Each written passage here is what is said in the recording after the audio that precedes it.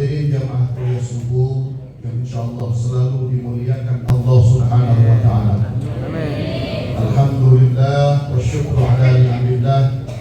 Kita panjatkan puji dan syukur kita kepada Allah Subhanahu wa taala atas segala nikmat dan karunia yang senantiasa Allah berikan kepada kita, nikmat sehat afiat, nikmat panjang umur, nikmat iman, Islam dan ihsan, sehingga di pagi hari ini kita bisa hadir berkumpul di tempat yang insya Allah penuh limpahan rahmat dan amin.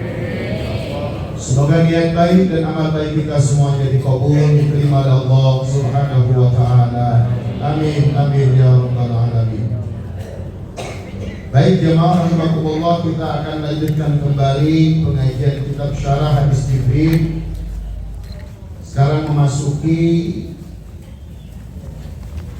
penjelasan tentang hadis yang sudah pernah kita bahas, di mana Nabi Shallallahu Alaihi Wasallam saat itu sedang duduk bersama para sahabat. Kemudian datang seorang pemuda yang tampan, pemuda yang cakep, yang gagah, yang ganteng. Tiba-tiba duduk di hadapan Nabi, kemudian bertanya tentang Islam, bertanya tentang iman, dan bertanya tentang ihsan.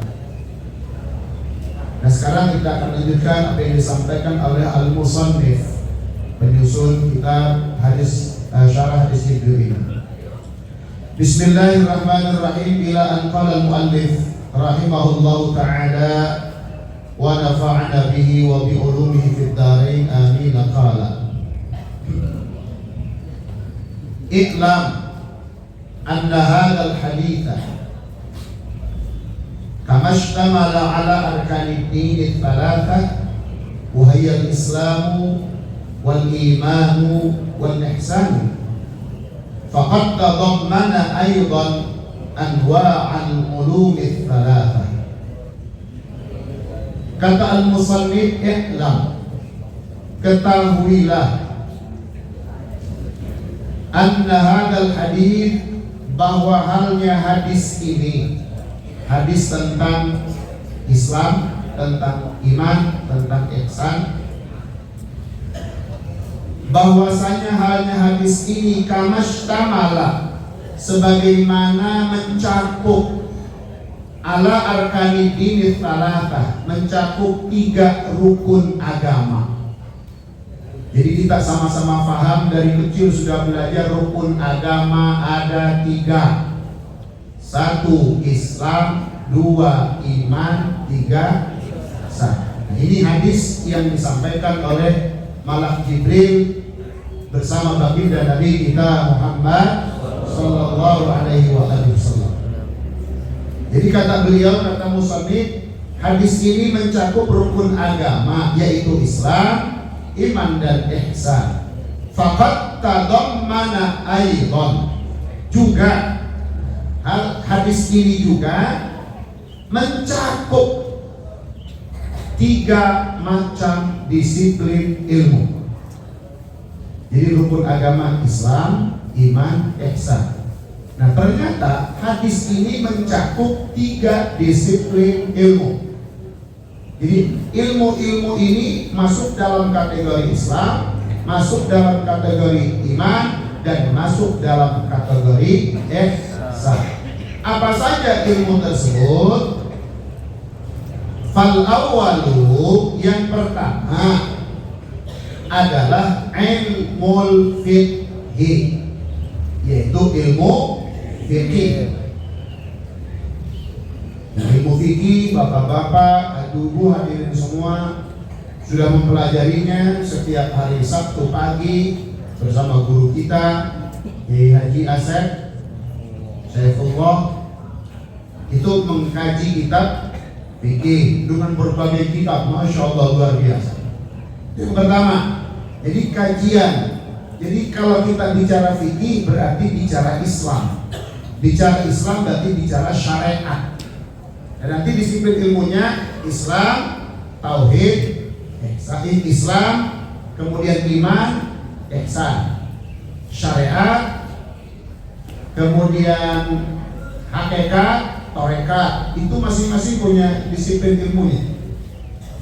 Kemudian ada fikih, berarti nyangkut masalah syariat, masalah tatanan kehidupan kita dalam beribadah. Yang pertama, ilmu fikih. Apa yang dimaksud ilmu fikih? Musannif mengatakan wahwa, yaitu al-ilmu bil ahkam syar'iyyah al-amaliyah. Jadi ilmu fikih ini masuk kategorinya adalah ilmu tentang cara mengetahui hukum-hukum syariat amaliyah. Jadi fikih itu adalah ilmu tentang mempelajari, mengetahui hukum-hukum syariat amaliyah. Amaliyah itu amal perbuatan kita, sholatnya, puasanya, zakatnya, hajinya, itu semuanya fikih. Nah, fikih sendiri itu dibagi beberapa fan ilmu. Ada fiqhul ibadah, ada fiqhul muamalat, ada fiqhul munakahah, dan ada fiqhul jinayat.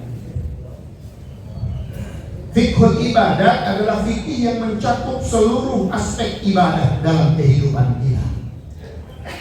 Biasanya kitab standar, kitab Safinatun Najah, atau kitab kalau yang buat kalangan anak-anak yang disusun oleh Al-Habib Abdurrahman As-Segar, itu Durus Al-Fiqhiyah jilid 1, 2, 3, 4. Itu buat kelas ibtidaiyah. Nah, jadi untuk kita mengetahui bagaimana cara beribadah, berarti fiqhulnya fiqhul ibadah. Ada lagi yang namanya fiqhul muamalah, tentang buyur, tentang jual beli, tentang pinjam meminjam, sewa menyewa. Itu semuanya muamalah, interaksi kita dalam kehidupan. Yang ketiga, ada yang namanya fiqhul munakahat, fikih tentang hubungan pernikahan, dari mulai khitbah, akdun nikah, talak, rujuk, itu semua dibahas dalam bab munakahat. Nah, yang keempat, fiqhul jinayat, hukum pidana dan hukum perdata, itu semua ada dalam fikih dan ada dalam ajaran Islam. Semuanya lengkap. Itu namanya ilmu fikih. Jadi kalau jinayat ada hukum perdata, ada hukum pidana. Bagaimana kalau ada orang membunuh sengaja, ada orang membunuh tidak sengaja, dan ada orang membunuh seperti sengaja. Itu semua ada hukum-hukum yang berbeda. Sengaja berarti sudah siap harus dikisos. Kemudian seperti sengaja tapi tidak sengaja. Artinya orang meninggal dunia ketika kita pukul pakai penggaris yang bukan alat untuk membunuh. Itu kan seperti sengaja. Ada anak dipukul pakai penggaris, tiba-tiba meninggal. Itu kan nggak sengaja, tapi seperti sengaja. Itu bagaimana proses hukumnya? Itu dibahas dalam fikih.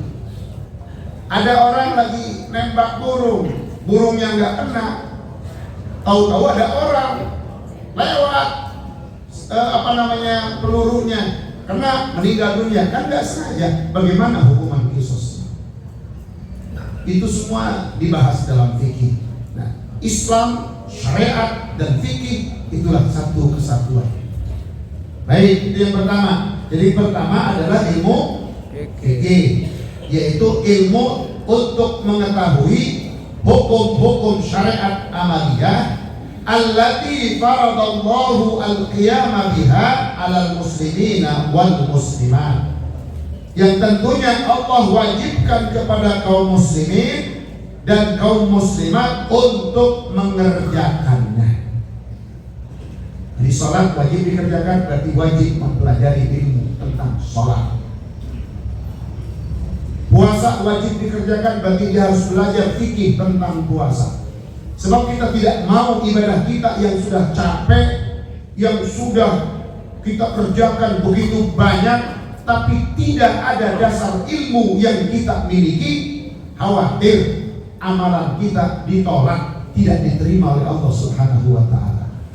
Saya teringat apa yang disampaikan oleh Ibnu Ruslan dalam kitab Matan Zubatnya.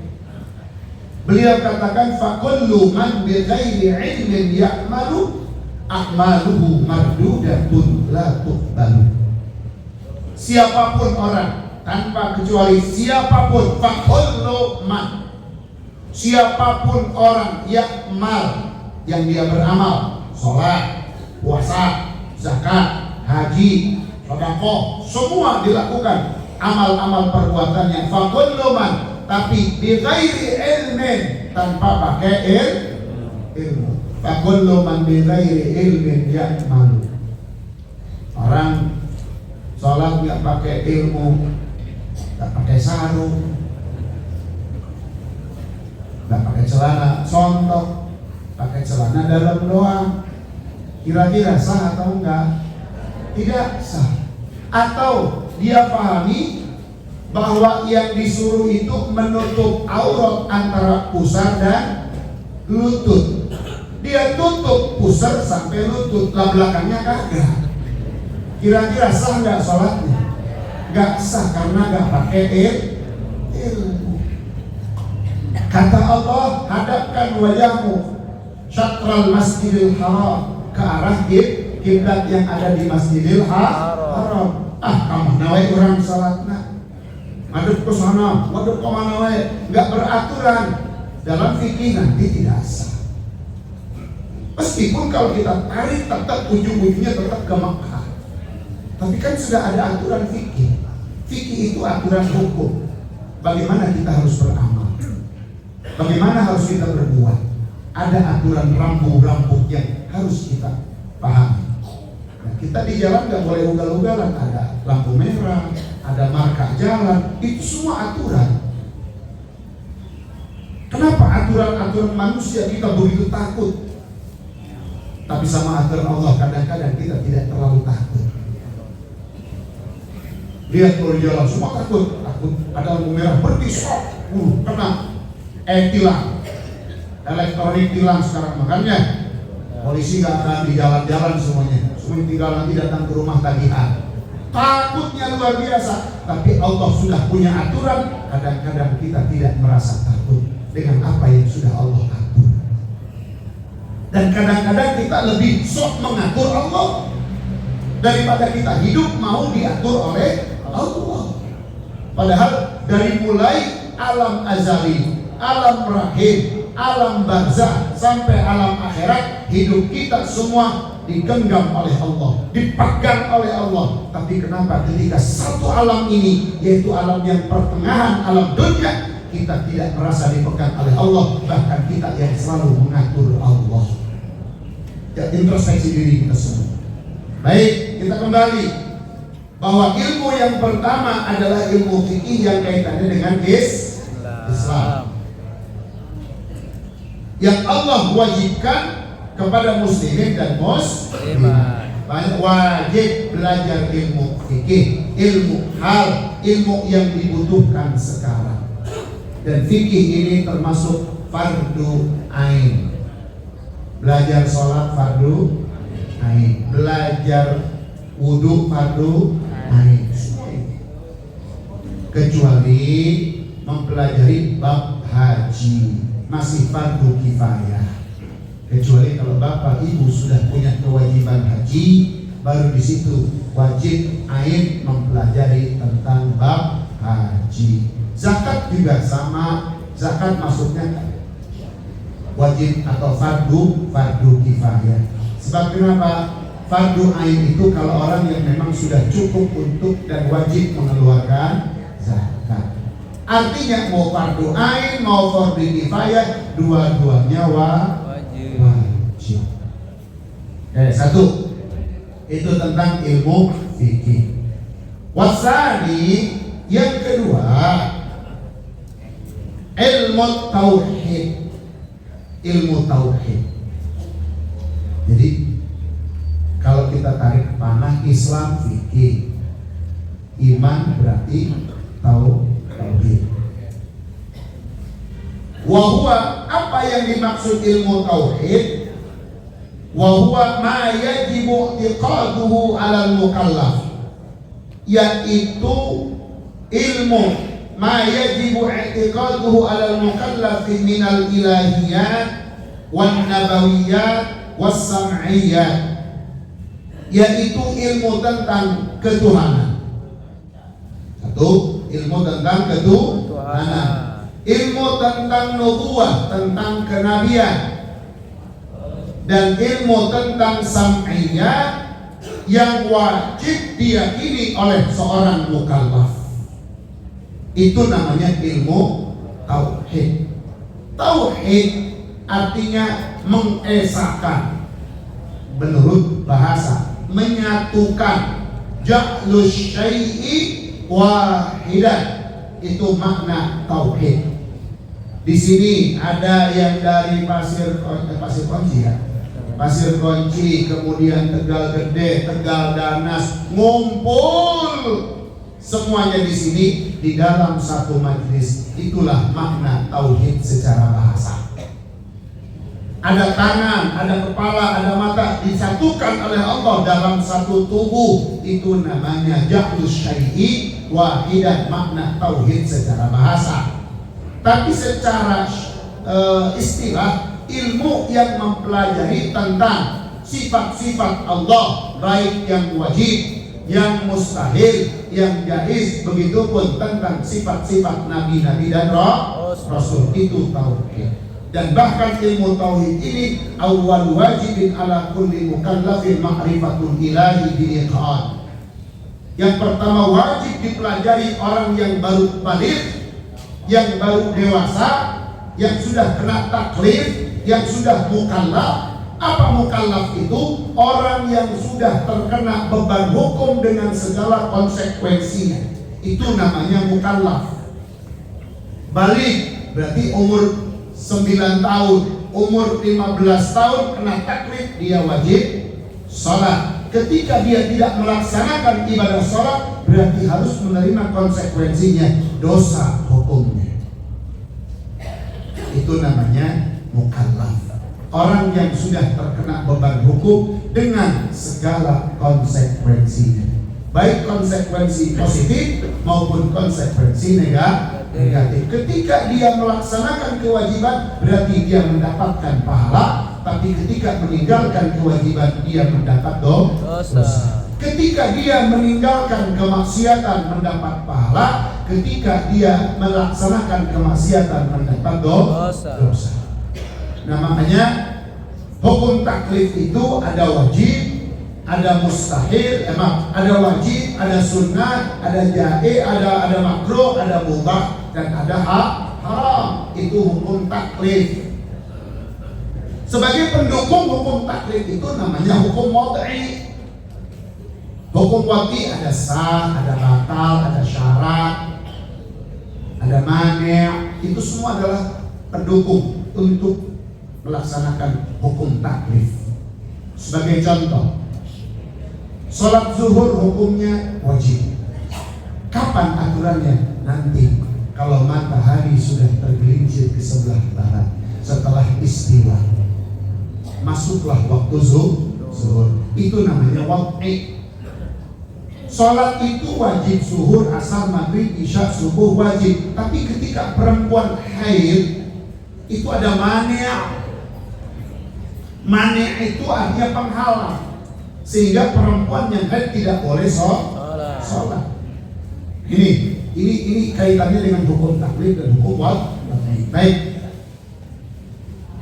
Nah, jadi kita kembali bahwa yang kedua, ilmu yang kita pelajari yaitu ilmu tauhid, yaitu ilmu ketuhanan. Wajib percaya bahwa Allah satu-satunya Rabb kita. Qul huwallahu ahad. Tidak ada menganggap Tuhan itu lebih dari satu. Laqad kafara alladziina qalu innallaha thalithu tsalatsa. Qul, kata Allah, orang yang mengatakan Allah termasuk yang ketiga di antara tiga Tuhan. Dan kufur kalau orang mengatakan bahwa Allah adalah, Isa adalah Tuhan. Itu semua dalam Al-Quran. Laqad kafara. Bahasa kafir itu sudah ada dalam Al-Quran. Jadi yang dilarang-larang kita bilang kafir ketika dia tidak iman kepada Allah. Kafir itu sudah bahasa Allah dalam Al-Quran. Qul ya ayyuhal kafirun. Sok ganti, ayo. Qul ya ayyuhan non-muslim. Mau bisa dosa kita gantikan. Qul ya ayyuhal kafirun. Baik. Pokoknya nanti iman. Faman lam yu'min billah wa rasulih bahwa kafir. Siapa yang tidak iman sama Allah dan Rasul ialah kafir. Tapi kalau ada orang percaya bahwa Nabi Muhammad adalah utusan Allah dan hamba Allah, dan dia pun percaya bahwa Isa adalah hamba Allah dan utusan Allah, kemudian percaya adanya surga, percaya adanya neraka, dia nanti mukmin. Kalau seandainya agamanya bukan muslim, dia minimal ahlul kitab. Kalau ahlul kitab yang dinamakan ahlul kitab percaya kepada Nabi Isa bahwa Nabi Isa adalah hamba Allah dan utusan Allah, dan Nabi Muhammad adalah hamba Allah dan utusan Allah. Itu syarat menjadi ahlul kitab. Nah, kalau dia ngaku-ngaku ahlul kitab tapi dia bilang saya percaya Nabi Isa adalah anak Allah, Nabi Muhammad adalah utusan Allah, nggak bisa jadi ahlul kitab. Kenapa? Ada akidah yang tidak sama dengan kita. Oke, baik. Ini tauhid penting. Nanti kita akan urai semuanya dalam pembahasan kitab ini. Pembahasan fikihnya satu persatu, dari mulai syariat, salat, wudu dan lain sebagainya. Tauhidnya tentang iman kepada Allah, iman kepada Rasul, rukun iman dibahas. Kemudian ihsannya, akhlaknya, minimal 10 akhlak ada di dalamnya. Ada tentang taubat, ada tentang ikhlas, ada tentang sabar, ada tentang warok dan lain sebagainya. Itu semua akan kita bahas. Kapan? Ya, kumaha salsena pengajian kurang baik. Tamat naira, tamnanya tamat. Lila kene. Yang penting mah niat ngaji. Istiqomah. Baik. Itu yang kedua. Yang ketiga, yang kedua adalah ilmu tentang kenabian dan ilmu tentang sam'iyat. Sam'iyat itu yang kita hanya bisa mendengar dari dalil-dalil yang Allah sampaikan dan Rasul sampaikan. Itu pun wajib kita percaya. Kita gak pernah lihat surga, tapi ada hadis dan ada Al-Qurannya. Kita tidak pernah tahu neraka, tapi ada hadis dan ada Al-Qurannya. Itu sam'iyat. Akidah sam'iyat. Sebab kalau orang barat, sesuatu yang tidak bisa dibuktikan itu dinyatakan tidak ada. Pokoknya kalau tidak bisa dibuktikan di laboratorium berarti dinyatakan tidak ada. Kalau mereka punya anggapan pokoknya yang kelihatan ada visinya itu ada. Tapi mereka sendiri kadang-kadang nggak konsekuen. Yang namanya kentut itu nggak kelihatan. Siapa yang pernah melihat rupanya kentut? Ada? Ibu-ibu pernah lihat rupanya kentut kayak gitu. Tapi orang yakin bahwa kentut itu ada. Lihat, nggak ada fisiknya, nggak ada bukti nyatanya. Tapi ketika tercium, ya pasti hitut. Pasti tercium. Nah, itu kalau kentut yang tidak terdengar suara.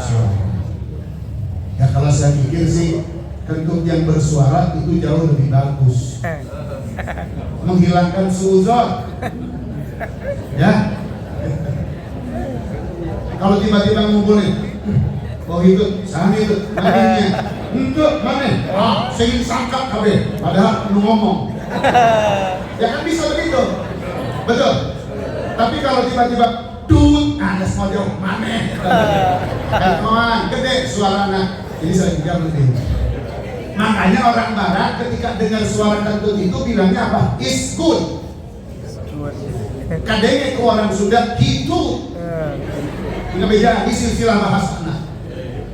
Jadi pas ketika ngobrol orang Sunda sama orang kafir, is good. Katanya ke orang Sunda, hitut. Bapak, mana oh iya ngarana hitut. Termasuk hareudang. Hareudang teh bahasa Arab. Orang Arab datang ke Indonesia panas sambil begini. Masya Allah, harun jiddan. Harun panas jiddan sangat. Panas amat. Kadangnya itu orang Cikarang. Hareudang. Harun jiddan jadi hareudang. Itu asal bahasa. Jadi orang Sunda mah tukang ngarubah-rubah bahasa. Ya. Nah, selingan wae sebatong tunduh imannya. Leres Bu? Tunduh ke? Nah, pompai sudah tunduh imannya. Terus, yang berikutnya, yang ketiga, yang kita pelajari mencakup hadis yang disampaikan oleh Rasulullah terkait iman, terkait Islam, iman dan ihsan. Nah, ilmu yang ketiga, jadi Islam identik dengan fikih, iman identik dengan tauhid. Nah, sekarang ihsan identik dengan apa? Musannif mengatakan waqtalitu ilmu tasawuf. Ilmu tasawuf. Apa ilmu tasawuf itu? Wa huwa ilmu akhlaqil qalbi, yaitu ilmu tentang akhlak-akhlak hati, akhlak-akhlak qalbu allati yajibu 'alal abdi, yang wajib dimiliki oleh seorang hamba, an yatahalla biha minal munjiyat, yang dapat menyelamatkannya. Jadi yang namanya tasawuf adalah akhlak-akhlak hati yang menjadi hiasan diri sehingga hidup ini bisa selamat dengan akhlak. Nah, jadi akhlak hati yang wajib menjadi hiasan seorang hamba sehingga dia bisa menyelamatkan diri. Dari apa? Dari kesialan, dari dosa, dari apa lagi? Dari siksa Allah. Pokoknya minal munjiyat, termasuk yang bisa menyelamatkan kamu, menyelamatkan kita semua dengan akhlak. Jadi akhlak itu penting. Akhlak itu penting. Nah, itu akhlak. Akhlak yang harus menjadi dandanan. Berarti di sini akhlaknya akhlak positif, akhlak yang baik. Wa yatakhalla anha minal muhlika, dan dia harus bisa meninggalkan akhlak-akhlak hati yang bisa membinasakannya. Kita pelajari akhlak yang bisa menyelamatkan kita, dan kita pelajari akhlak yang bisa membinasakan kita. Tapi kita pelajari akhlak yang bisa menyelamatkan untuk kita amalkan, akhlak yang bisa mencelakakan kita tinggalkan. Allahu Akbar. Fahadhil ulumut thalathah yajibu ala kulli mukallafin talabuha wa tahsiluha. Nah, ilmu ini semua, fikih, tauhid, akhlak, wajib bagi setiap mukallaf untuk mencari dan memperolehnya.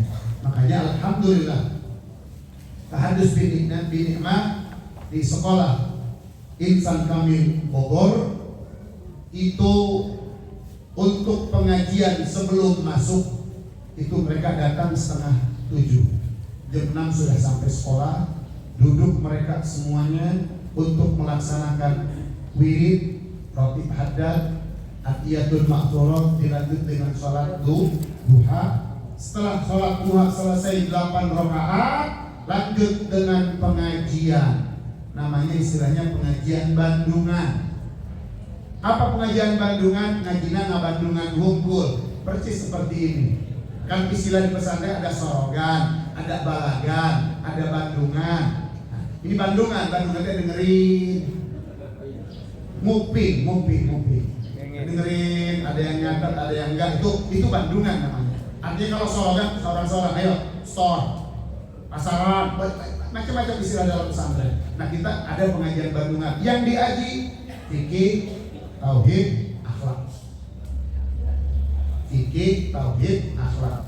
Fikihnya untuk karena level anak-anak kita pakai fikih satu Fathul Qari dan juga Fiqhul Wadih. Dua, untuk tauhidnya Aqidatul Awam. Mereka wajib hafal Aqidatul Awam. Yang ketiga akhlak. Akhlaknya yang kita pakai dulu taklim, udah. Kemudian akhlak buat pendidik para pelajar. Kemudian yang ketiga Taisirul Khalaq fi ilmil akhlak. Nah, yang sekarang lagi berlanjut, lagi sedang dipakai wasayal aba lil abna. Nasihat guru, nasihat orang tua buat anak-anak. Kenapa? Penanaman akhlak itu masya Allah luar biasa. Bahkan level akhlak itu kan level tertinggi. Syariat, kemudian Islam, iman, ihsan. Islam itu klimaks. Akhlak itu klimaks. Sholatnya rajin tapi nggak berakhlak, nonsen.